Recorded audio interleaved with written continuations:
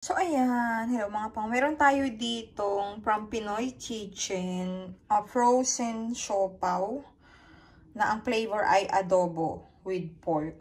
So, ang laman niya ay 6 pieces. Pwede mo siyang initin sa microwave 2 minutes. So, nakain ko na kasi nito ng isang araw.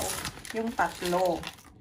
So, initin natin siya sa ating microwave. Yan. Medyo madumi kasi kumain na ako dito ng garlic bread. So, dyan na lang din. Initin na natin. Nalagay na natin. Sara at pindutin ng 2 minutes. Putragis. Ayan. Wait ng 2 minutes. While waiting, hiniwaan ako ni Habi ng watermelon. Yummy, yummy.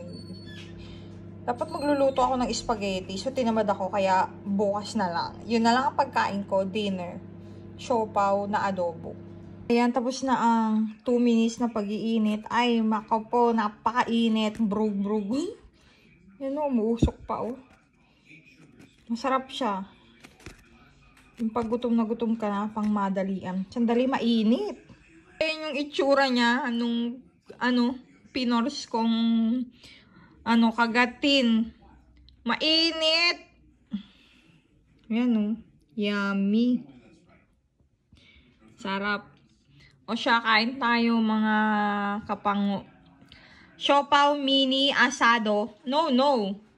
Adobo. Sorry. From Pinoy Kitchen. Adobo flavor with pork. Yan. Sarap po. Mainit-init pa o.